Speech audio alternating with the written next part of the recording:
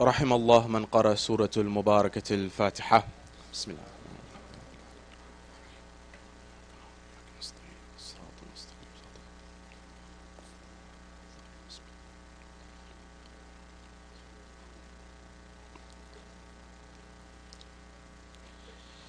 أعوذ بالله من الشيطان اللعين الرجيم. بسم الله الرحمن الرحيم. وفوض أمري إلى الله إن الله بصير بالعباد ولا حول ولا قوة إلا بالله العلي العظيم. حسبنا الله ونعم الوكيل ونعم المولى ونعم النصير. والصلاة والسلام والتحية والإكرام على الرسول المسدد المصطفى الأمجد المحمود الأحمد الذي سمي في السماء بأحمد وفي الأرض بأبي القاسم محمد.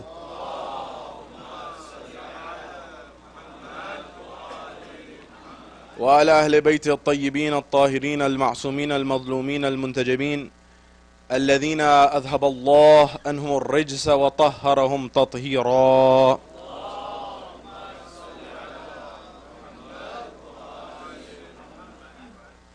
وقل رب اشرح لي صدري ويسر لي أمري واحلل عقدة من لساني يفقه قولي. أما بعد، قال الله تبارك وتعالى في كتاب الكريم: بسم الله الرحمن الرحيم وما أرسلناك إلا رحمة للعالمين. صدق الله العلي العظيم. زينوا مجالسكم بالصلوات على محمد وآل محمد. اللهم صل. In honor of Rasulullah Azam, sallu ala Muhammad wa ali Muhammad.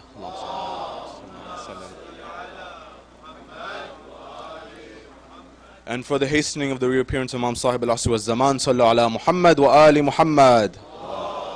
Salli ala Muhammad wa ali Muhammad. And for the love of Fatima al-Zahra, sallu ala Muhammad wa ali Muhammad. Allahumma salli ala.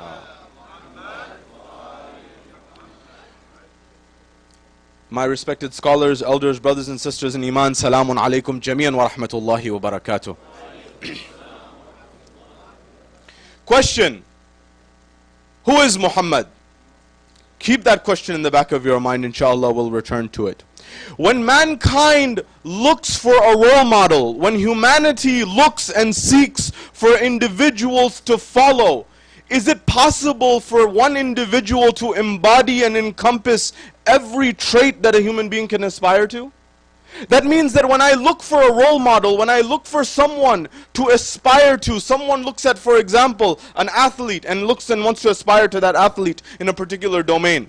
Someone looks at a celebrity and wants to aspire to that celebrity. Somebody looks at an intellectual, someone looks at a scientist, they want to aspire to that. But is it possible that within one individual, within one personality, all of these traits can be combined to the point that that person becomes the one and perhaps the only role model for society?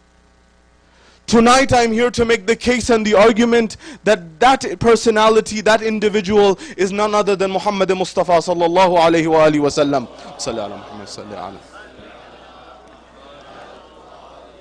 Who I will be making the case is the greatest individual who has stepped foot on this planet.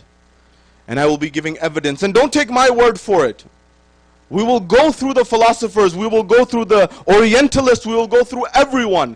Because at the same time, this individual who is the greatest personality of history is also perhaps the most misunderstood personality of history. Because for 1300 years, 1400 years of Islam, for 1300 of those years, for 13 of those centuries, this individual, this person, who the Quran says, we did not send you except as a mercy unto mankind.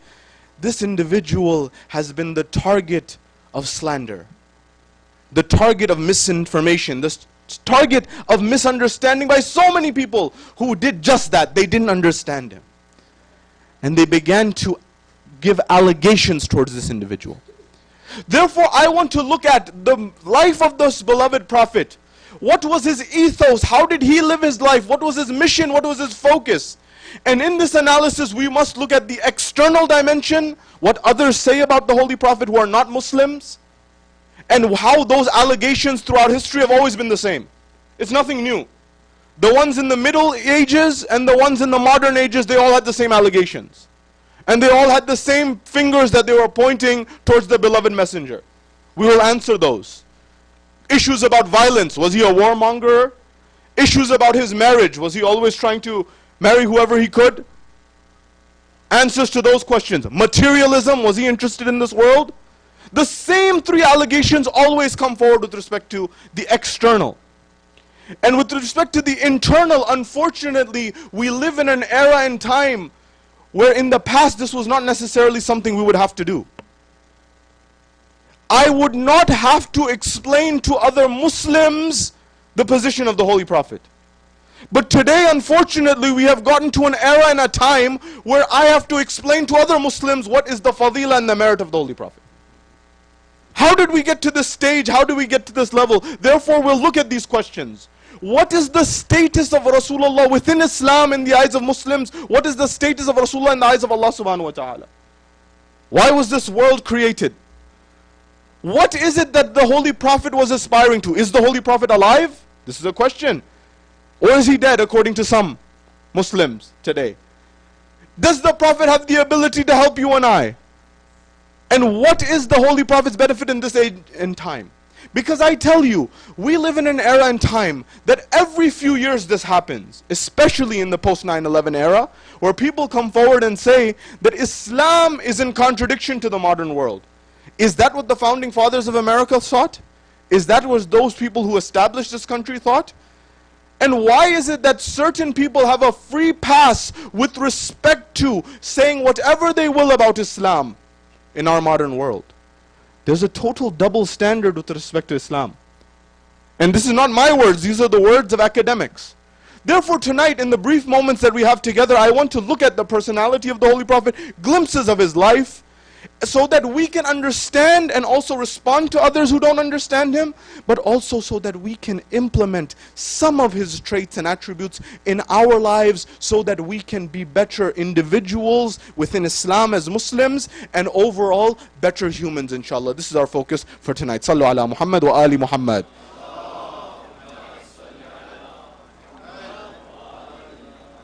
When you look at our modern framework, not too long ago, you would live and you would see an environment where there were Danish newspapers, Charlie Hebdo, and these things that happened a few years ago, not too long ago. These are still relatively fresh in people's minds. Where people came forward and they began to put cartoons or images of the Holy Prophet in a satirical form, a form that made fun of him. Now, when they come forward, they say, oh, we do this about everyone. We do this about any other faith. When it was opened later on, that when they had other religions, cartoon images, satire that came forward, the newspaper editors rejected it. They said, we find these offensive. But when the issue of Islam and the Holy Prophet came, they came forward and said, no, this is fine. That means in our world, and these are not my words by the way, listen to academics such as Syed Hussein Nasr, who is the main academic in academia at George Washington University. In the Muslim world, the top academic in academia, in universities, is Sayyid Hussein Nasr. Another individual, Dr. Umeed Safi at Duke University.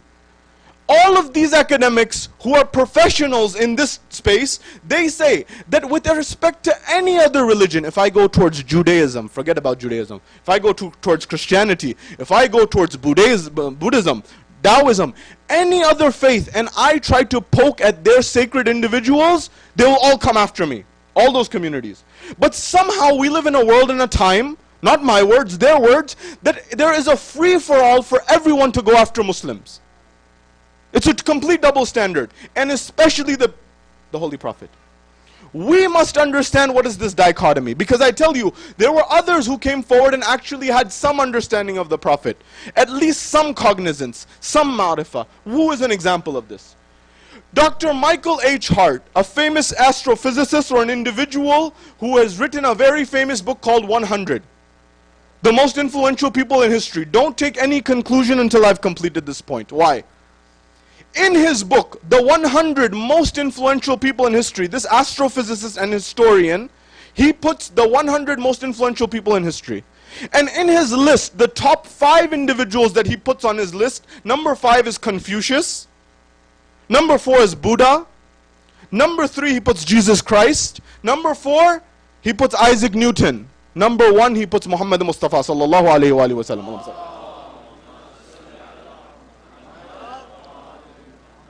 But they asked him, why? There's so many people who have lived on this planet. Why do you put this person as number 1? You could have picked anybody. He comes forward and he says that if you look at every other person on this list, all the others, if you look at every other person on this list, they either brought a secular movement or a spiritual movement. Not both. He says if you look at, for example, Confucius, he brought a spiritual movement, a religious movement. If you look at Buddha, he brought a spiritual movement. It was not a social, it was not something that was material. It was something that was spiritual, it was not social. He says, okay, further then, you go to Jesus. He says, when you look at Jesus, Jesus brought a spiritual movement, a religious movement, not a social movement, not a political movement, not a socio-economic movement. He says, when you go to Isaac Newton, who he expands on, Isaac Newton wrote extensively about religion. He was an adamant monotheist. He believed in one God. To the extent that he said that I will not accept, because he was affiliated with Cambridge University at that time, he said at that time you had to pledge allegiance to the Trinity, the Father, Son, the Holy Ghost, in order to be a professor at Cambridge. He said, I don't accept, I don't believe. Therefore he got special exemption in order to be a professor. He wrote adamantly about God. Most scientists were not atheists. Most scientists believed in God. That's a separate discussion for another day. Anyways, Newton is known for his secular services to the world. He's known for his physics. He says this Muhammad, Michael H. Hart said, this Muhammad is that individual who not only brought a spiritual system, he also brought a secular socio-economic system. Not only religion. But here's the point. This is what Michael H. Hart said, most influential. By the way, Michael H. Hart in other places is very critical of Islam. Interesting point. This book, Michael H. Hart's book 100, because we need to be honest, Michael H. Hart's book 100, it sold about 5,000 copies. It didn't sell that much. But in most masajids in the world, you'll find a copy of this book. Especially in our Ahl Sunnah brothers' masajids. And in other places, the ideologies of this individual are very strange. Michael H. Hart, this astrophysicist and historian, when it came to the solution of race problems in America, do you know what his solution was? His solution for race problems in America was to divide the country into thirds. 1/3 black, segregate them and put them in one place of America. He said take the other third who are non-black, put them in one space in America. And he said put a third in one space in America for those people who are by choice voluntarily integrating into society. Is this a solution? Segregation in the modern era, is that their solution? The idea is many Muslims unfortunately in the world suffer from an inferiority complex where we are searching for validation about our religion and our faith from others. We should not have to suffer and seek for validation from other people about our own faith. Our faith will come from us. We will get our faith from our ulama and our scholars. The idea is that whether people understand the Holy Prophet or not, it is our job to help them understand. But if someone belittles the problem, I will answer you. That does not give you the right to point fingers and humiliate my Prophet. This is the main point and the essence that we have to get to. Therefore, when we come to the analysis of understanding the Prophet, I want to give some answers to the big questions that our youth are asked, and our college and university students are asked, and our young professionals are asked at work. With respect to the character of the Holy Prophet, whenever you analyze any historical figure, Muslim, non-Muslim, Shia, Sunni, Christian, Jewish, otherwise, you must analyze them in the context of the environment in which they lived. You must analyze them in their time and their environment of where they lived. When we look at Arabia, what was Arabia like during that moment before Rasulullah was born? Allow me to share with you. Sallu ala Muhammad wa ali Muhammad.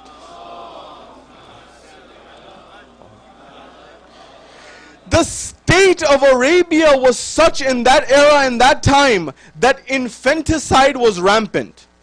But here's the point that many people don't realize. Sallu ala Muhammadin wa ali Muhammad.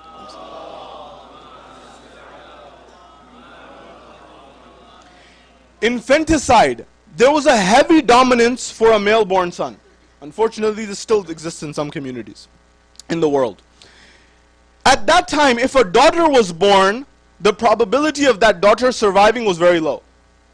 In fact, this was not only, by the way, we sometimes think this was only in Arabia at that time. If you read history, Constantinople, Greece, Athens in particular, Rome, all of them suffered from infanticide, unfortunately, at this level. They were all killing their daughters especially. It was a barbaric time in history. It was not something that we say, it was just the Arabs.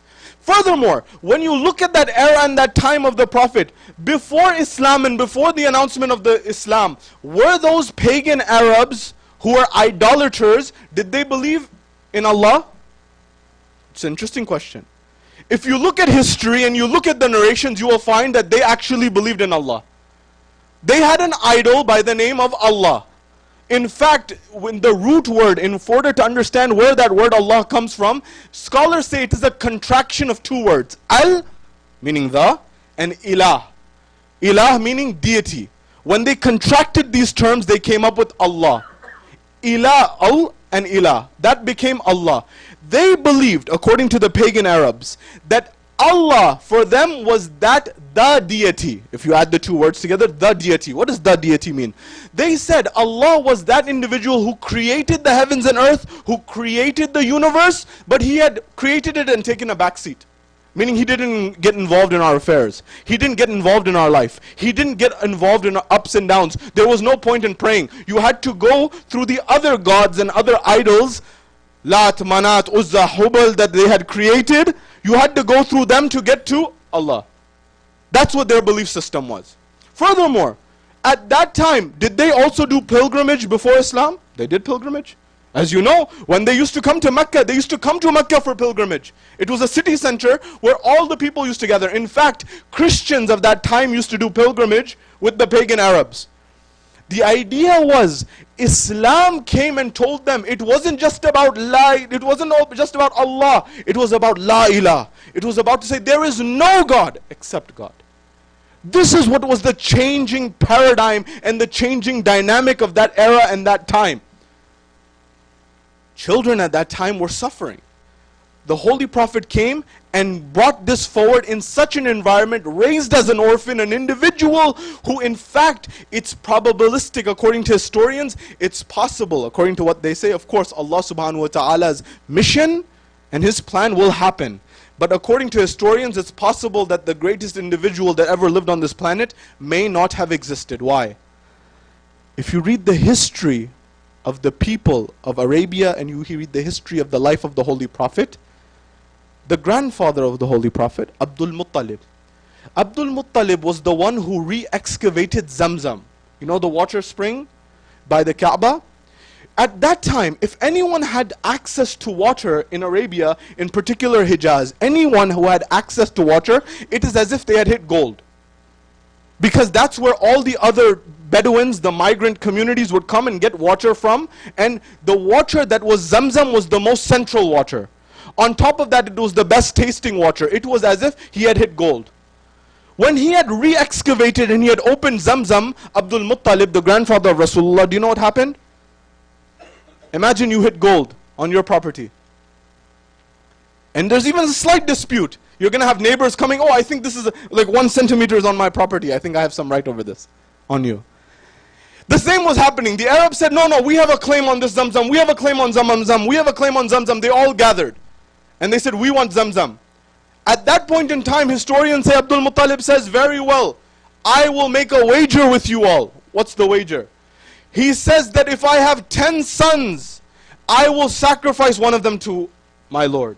By the way, these were all muwahhids. Rasulullah's family, he came from the progeny of Ibrahim alayhi salam. All of them believed in one God. They were not idolaters. All of them believed in one God. He said, I will sacrifice one of my sons. At that point in time, Allah subhanahu wa ta'ala gave 10 sons to Abdul Muttalib. As you know, Abu Talib and Abdullah and the likes. The young Abdullah, the father of Rasulullah. Abdullah was the one who came last. At that point, when he had 10 sons, they said that they did a draw, or they did what they call fa'al, and they said that they will see what is it the sacrifice.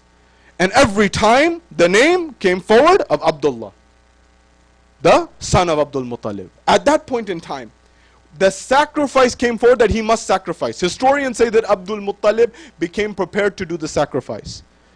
When they came and they made another draw, that what is it that we can do to replace this sacrifice of this son? The answer came back that give 10 camels for this individual. To the point that they did another draw, for each one add more camels. 10 camels, no, not enough. 20 camels, not enough. 30 camels, not enough. Up until the point it came that 100 camels equals the life of Abdullah. This was a tremendous amount in Arabia at that time. It was astronomical. 10 camels was something you and I cannot fathom, perhaps. At that point in time, they said, you know what the Arabs said? They said that this individual, Abdullah, whoever this son is of Abdul Muttalib, his value is equal to 100 camels or more. At that point in time, when he was living and the camels were sacrificed, at that point in time, when he lived and he had this son, this great individual by the name of Mohammed, that person in history, historians said, might not have existed. But what environment did he come in, and how did he keep his akhlaq in that environment? This is what you and I must analyze and think about. Because in this environment, in this landscape, we as individuals are products of our environment. Whether we realize it or not, the environment has a tremendous impact on us. You know, they say, I've heard in Minnesota, you call Minnesota nice, yeah? So people here typically are nice. Try go to New York City in some boroughs, huh? Try to see if you get the same treatment. Try being Minnesota nice in New York City and see how far that gets you. People are, where are you from? What planet are you from? The idea being that certain places have certain demeanors. New York has a certain demeanor. New Jersey has a certain demeanor. Minnesota has a certain demeanor. California has a certain demeanor. The Bible Belt has a certain demeanor. Florida has a certain demeanor. The Bahamas have a certain demeanor. At the same time, the people in Arabia, especially Mecca, at that time was a place that if a youth wanted to get lost, it was the easiest place to get lost. All sins were open and rampant in front of you at any moment in time. In that environment, Rasulullah became known as Sadiq and Amin before the announcement of his prophethood. So,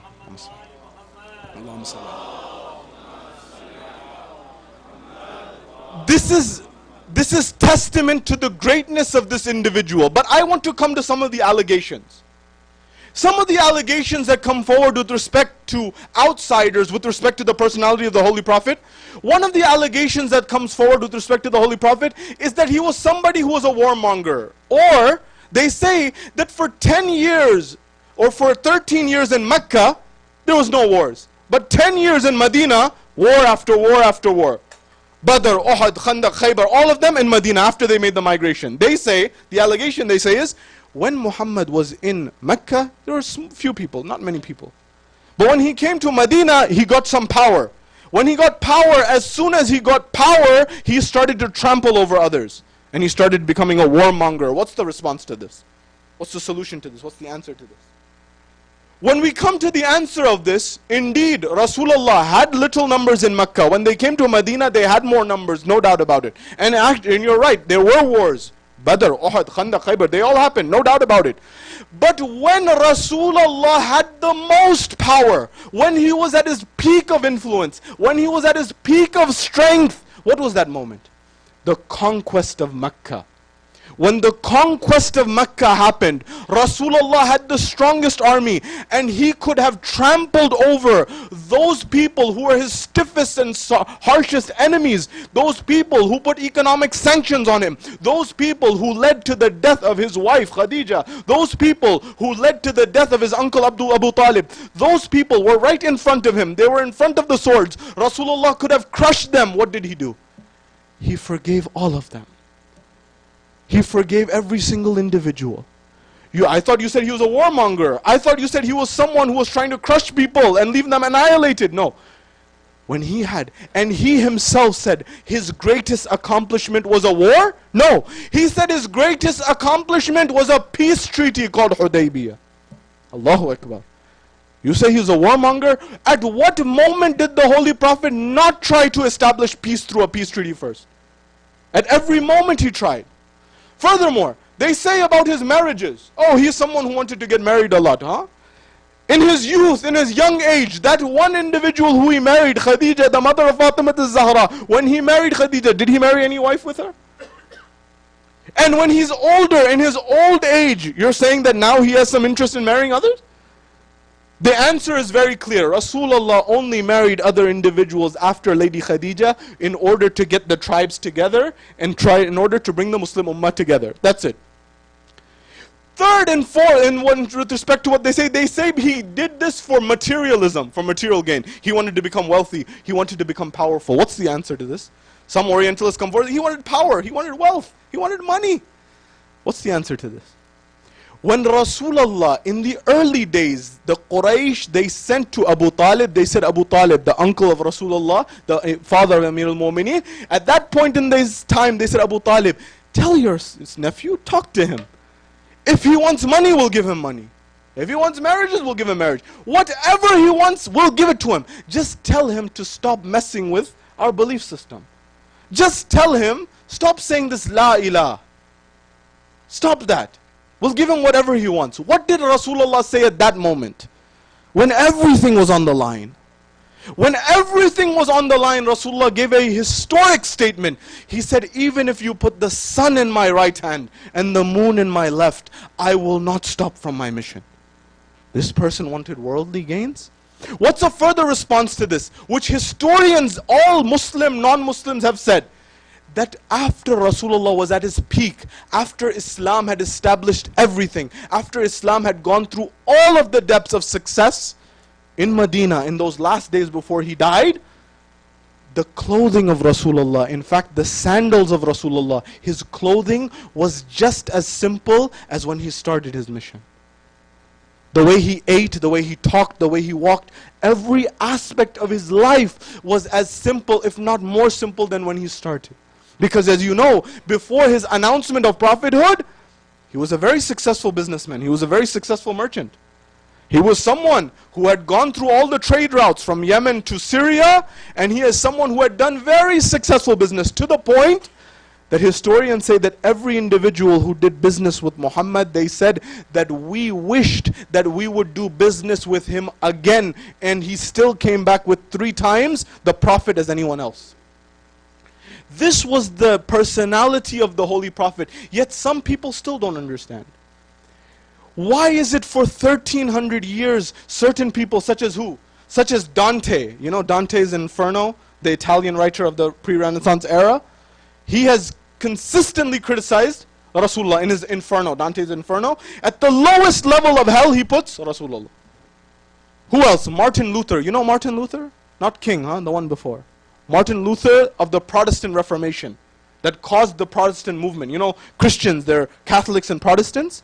Martin Luther, the founder of the Protestant Reformation, he had severe allegations towards Rasulullah. He didn't understand Rasulullah. Till this modern age, certain people are pointing fingers towards Rasulullah. What's the answer to this? How can someone who is so great be so misunderstood? And the answer comes from Plato. You remember Plato? We discussed him last time I was here. Who was Plato? Plato was one of the 3 great Greek philosophers. Aflatun, they call him in Arabic. Aflatun said that when you come towards, you remember the allegory of the cave? Do you remember the allegory of the cave? The allegory of the cave of Plato says that imagine for a moment that you are in a place where you are in a cave, and you've been in this cave your whole life. Yes? And you've been in this cave your whole life, and at some point in time you have some companions in the cave. When you see that you have seen that your hands get loose, you leave from the cave, your eyes begin to hurt because all you have seen is darkness, now you've seen light. Yes? And then you leave, and then you see society around you. You see the people, the bazaars, you see everything around you. You see this is the real world. All of that I was seeing was shadows. They were facades. And then you go back into the cave, and you tell your companions of the cave that there's a whole world out there. There's a whole ecosystem out there. The reality is there. These that you're looking at, they're just shadows. When you tell them that, what will they respond to you? They'll say that you've gone mad. Because they haven't seen reality. They haven't seen the truth. They haven't seen what's the real idea.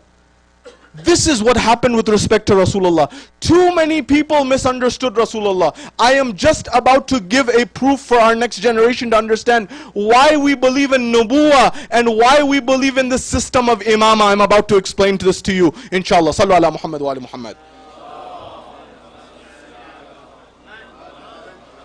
Why do we believe in Nubuwah and Imama? A theoretical, logical answer that you can give to any person who's not just a Muslim. For Muslims, for Shias, there are different dalils. For other Muslims, there are other dalils. For people who are not even Muslim, I'm giving you a dalil. What's the dalil? Why do we need Nubuwah? You know, already you know, right? Tawheed, Nubuwah, Imama, Qiyamah. Tawheed, Adala, Nubuwah, Imama, Qiyamah. These are usuluddin. You cannot do taqleed in this. I cannot say I do taqleed of Sayyid Sistani or Sayyid X, Y, and Z, whoever your marja is, in this issue. I can only follow my marja in furu'ud-din. Namaz, Roza, Hajj, Zakat, all these things, yes? In the issue of usul, I must have my own proof and my own dalil. What's the dalil? What's the proof? Do you know Plato? Plato, who I just mentioned, Aflatun, was adamantly against democracy. You know democracy? The world that we live in a democratic society. Even Winston Churchill, you know Winston Churchill? The leader of England in the World War II era? He says democracy is the worst form of government except everything else has been tried. Even he accepts that it's the worst form, it's the lesser of evils.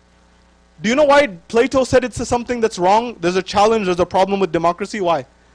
He said democracy everywhere is mob rule. Why? He says because I ask the individual who's not an expert in a matter to make a decision on a subject that they're not an expert in, and it causes problems in society. For example, what? I go to the doctor, the physician, the medical expert, and I tell the medical expert, can you please make a decision on economic policy? And then I go to the economist and I say, can you please make a decision on medical policy? That physician is not an expert in economics. And that economist is not an expert in medicine. And he said, we do this every single day in democracies. Forget the doctor, forget the economist. The person who has no expertise is making judgments on the future of society. That's how you end up with some of the political fiascos that we're facing today, unfortunately. By the way, I'm not against democracy. It's the worst. We have something compared to nothing. Whenever we've had in history, we've had tyrants rule. We've had other people who have done even worse, dhulm and oppression. But what did Plato say? What's the ideal form of government? According to Plato, I'm giving you the deal of Nubuwah and Imama to take home, inshallah. What did Plato say was the best form of theoretical government in history? He said the best form of government, he said the world will never see justice until all philosophers become kings and all kings become philosophers. What does that mean? At that time, there used to be philosophers who were the learned people, the intellectuals of society. And there also used to be who? There used to be the rulers, the kings who used to rule over society. The kings who used to rule over society, these individuals were not necessarily the most knowledgeable. And the people who were the most knowledgeable, they were not the ones who were ruling over society. So what was the solution to the problem? He said, Plato said, we must make the intellectuals the rulers and the rulers the intellectuals. They must become the same person. What's the problem with this? The problem with this is every single time that someone has gotten total power, they have corrupted. The only time that the world has seen or will see justice on this planet is in three forms. Was when Rasulullah was ruling over the Muslim empire, when Amir al-Mu'mineen was ruling for 4 years, 9 months, less than 5 years over the Muslim empire, and when Imam Sahib al-Asri was Zaman will return, inshallah. Sallu ala Muhammad.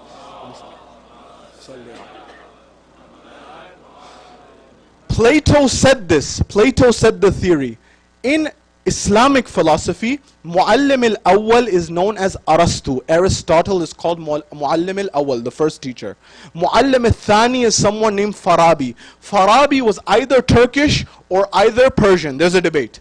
Anyways, Farabi read Plato and he said that this philosopher king, This philosopher king that Plato was talking about one was none other than the Holy Prophet Muhammad Mustafa sallallahu alaihi wasallam. He said this individual was none other than the Holy Prophet. And he said, if there is any faith and any religion on this planet that is as close to Plato's theoretical model of the perfect form of governance, it's Shia Islam. Why? Because they have 12 imams, one after the other, after the Holy Prophet, who are in charge of the system. Therefore, in theory, we had all the theory. The practice, because of the zulm and oppression that happened to the Ahlul Bayt, that's a separate story. But even the mind deduces, because Plato was before Islam, even the mind deduces that this is the right answer and the right way. But I want to come to Islam and other Muslims. Because in this world and this time, I've got into an environment where I now have to explain to other Muslims the status of Rasulullah.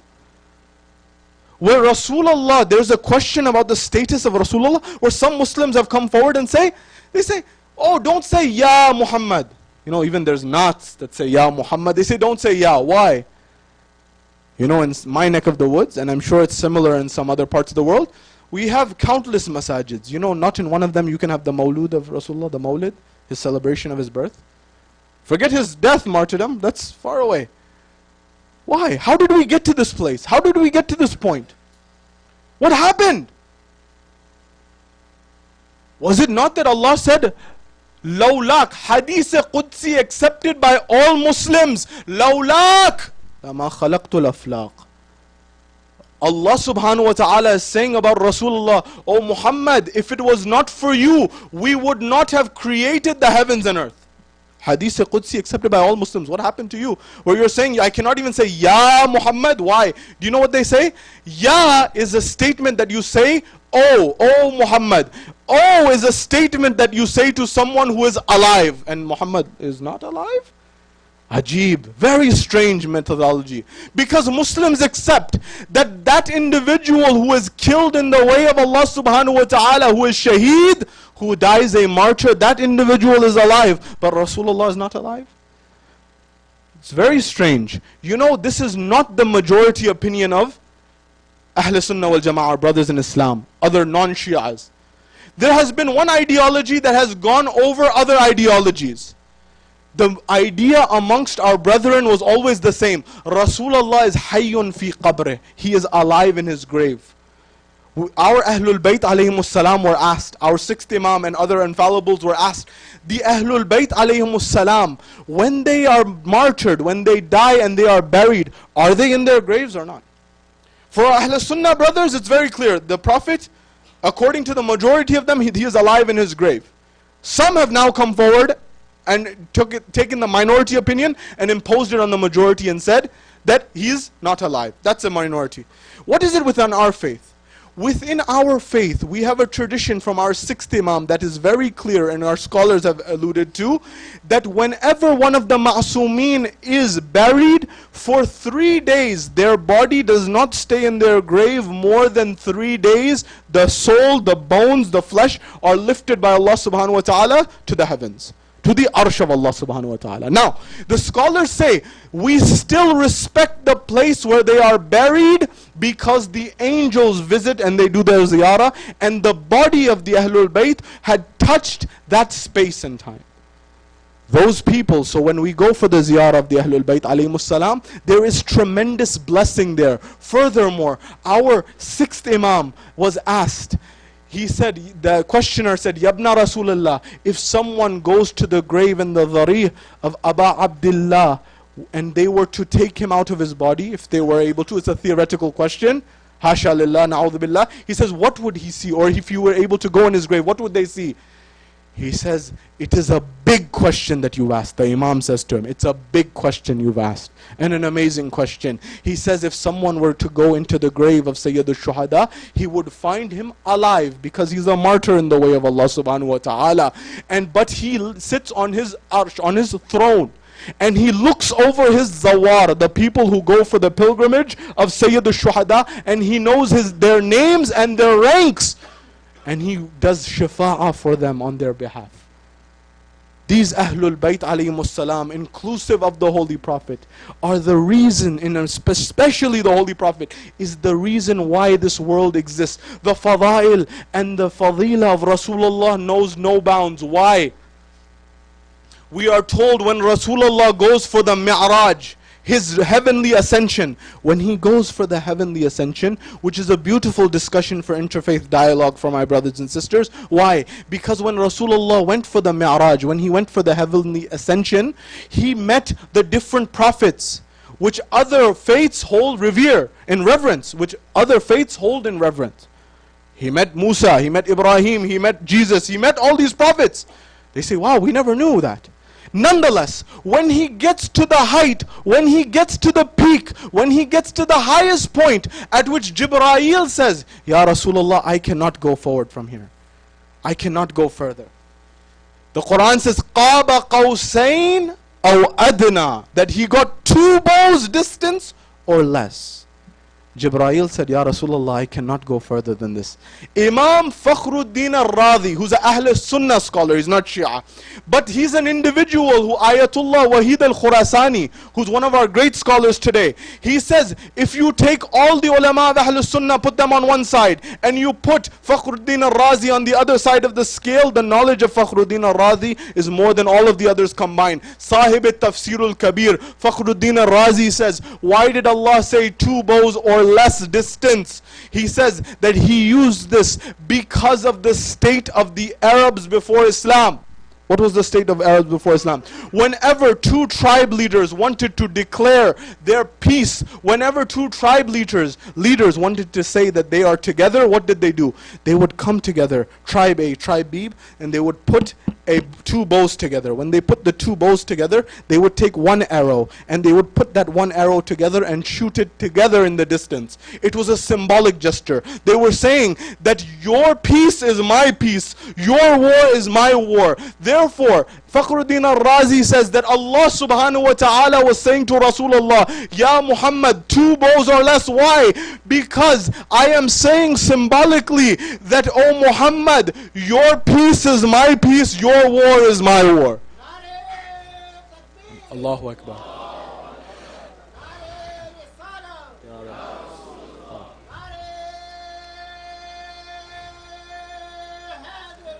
Ya Ali.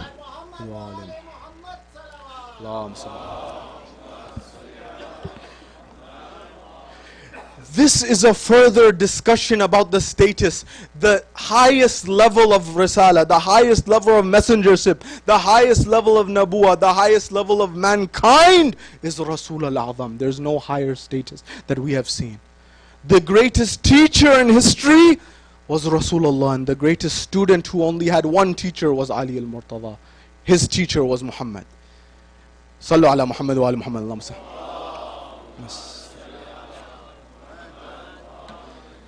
Never forget it. An answer that we must give our brethren with respect to the position of the Holy Prophet. Could he read? Could he not read?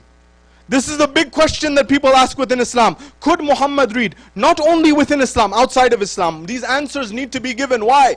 Because even some non-Muslims have come forward and said, oh, you know, Muhammad, he just used to go on the trade routes from Syria. He met some Jewish scholars. He met some Christian scholars. He listened to them and he deduced it and he created the Quran. This is an allegation. Within Islam, other Muslims have come forward and said he didn't know how to read and write. Really? The response is within our belief system. Rasulullah knew how to read and write. It's just that he never had a teacher. There was no one who ever taught Rasulullah. Rasulullah was divinely taught. But it's separate. The hikmah of Allah is separate as to why he kept him without writing. Because why? Somebody may say, do you remember Hudaybiyah? Do you remember the treaty of Hudaybiyah? The peace treaty. At that point in time, who was the person who was the katib, the one who was writing? It was Ali ibn Abi Talib. Amir al-Mu'mineen was writing what Rasulullah was saying. He says, in the name of Allah, in the name of the messenger, and in this messenger Rasulullah, Muhammad and Rasulullah. At that point in time, there was a man by the name of Salman on the other side. He said, hold on 1 second.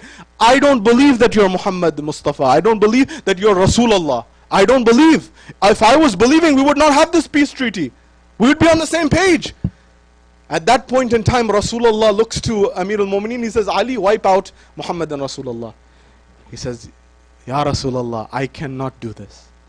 Once I have written it, once I have done taslim, once I have accepted Muhammad and Rasulullah, I cannot wipe it out. Rasulullah wiped it out. How did he know that? If he didn't know how to read, how did he know where it says Muhammad and Rasulullah? Number one. Number two, with respect to the final moments where Rasulullah was on his deathbed and he was about to leave this world, on the calamity of the Thursday, what did Rasulullah say? Radiyat Yawmul Khamis. What did Rasulullah say?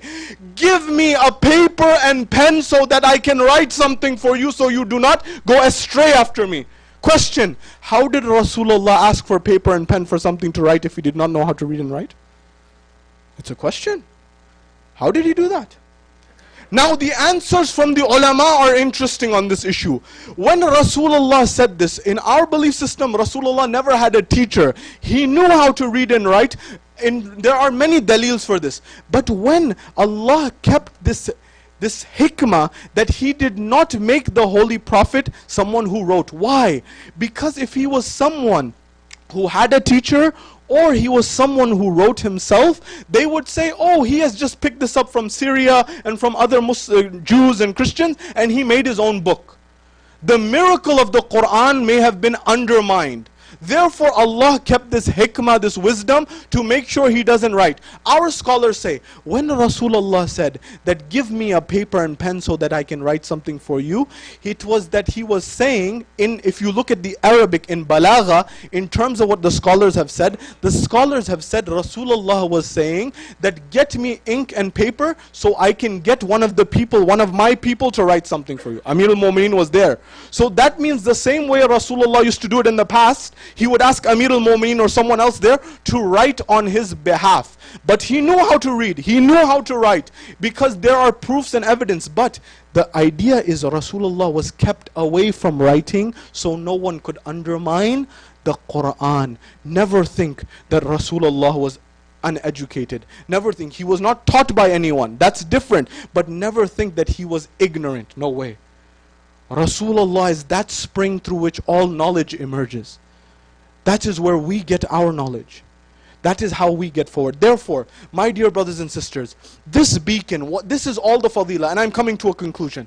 But this Holy Prophet tried to embody something from his life. A beautiful book that I can recommend for all of us, inshallah, is a book by Allama Tabatabai, Sahib Tafsirul Mizan, a great scholar of our school of thought, who's written a book called Sunan al-Nabi, on the life of Rasulullah, his walking, his talking, his standing. Try to adopt one characteristic from that book.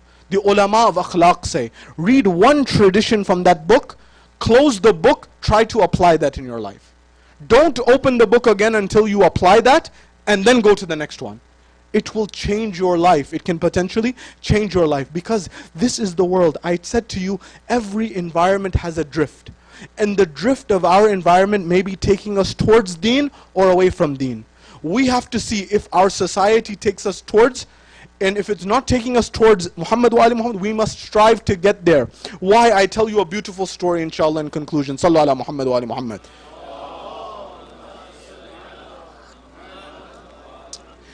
We are told there's a moment in time, there are thousands of traditions about the Prophet. I'm giving you one. He is passing by a group of young men, teenagers, young men, strong men, who are endeavoring in a weightlifting competition. They are lifting boulders. That was the sport of the time. You know, we play basketball and alhamdulillah volleyball and the likes. That's what they were doing at that time. They were lifting weights, boulders, and seeing who could lift the most. So one comes forward and he lifts and he says, I can lift the most, I can lift the heaviest weight. The other one comes forward, and then they see Rasulullah passing by. He said, Rasulullah, would you judge between us? Would you help us in this? Rasulullah looks forward and he says, and he knew how to, they used to speak qadra nasi ala uqulihim. They would speak to people according to their understanding.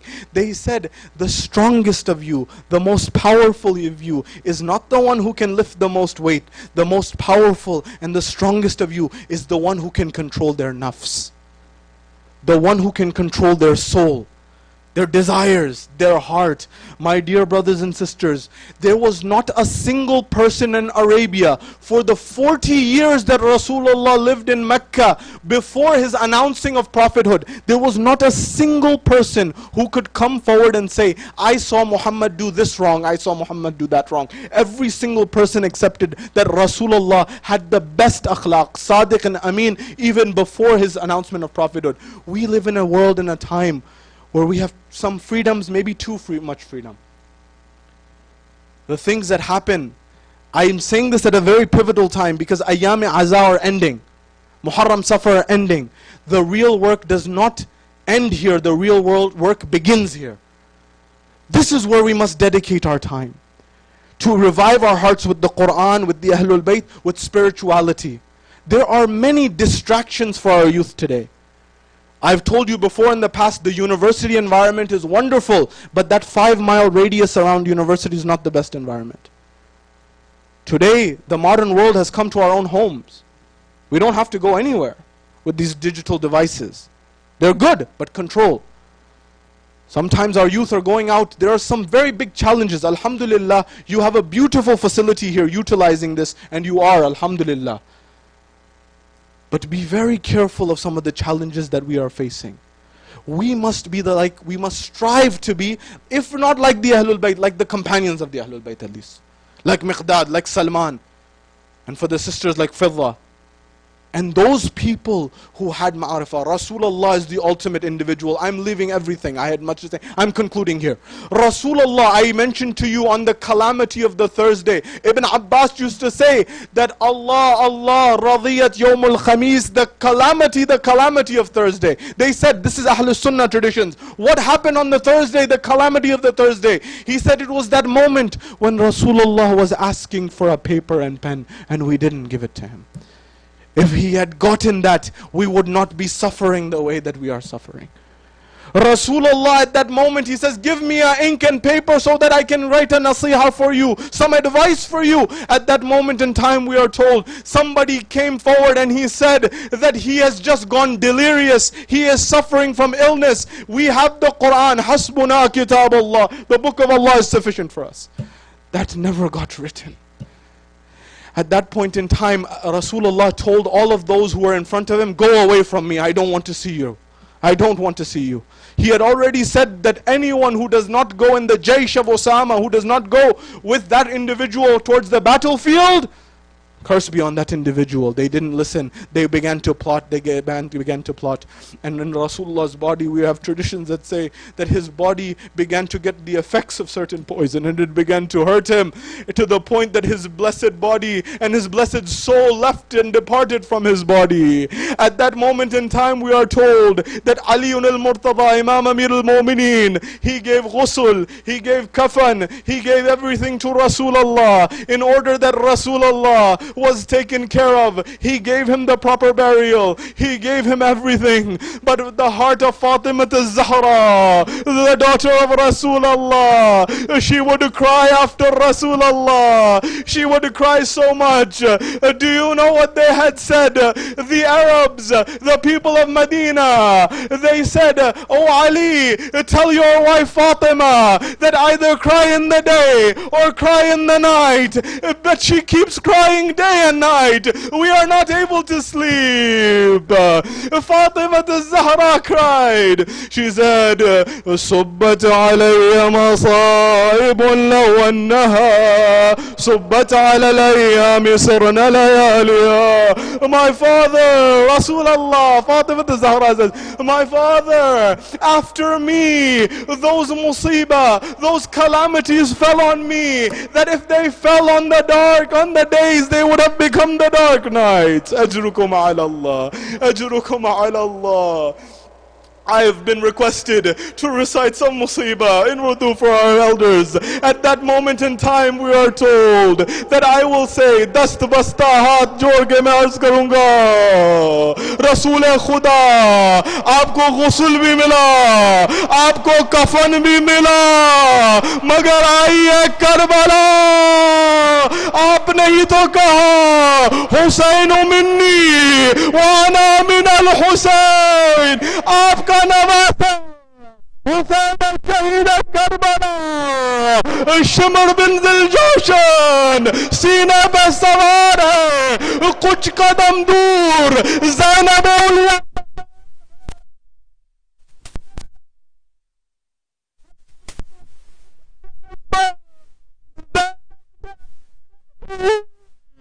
हबीब इब्ने मुस्लिम कहता है मैंने कम से कम 1900 जख्म सिबते पैगंबर पे देखे। मीर अनीस ने कयामत मचा दी एक मिसरे में, कहा 1900 है जख्म तने चाक चाक पर, ज़ैनब निकल हुसैन तक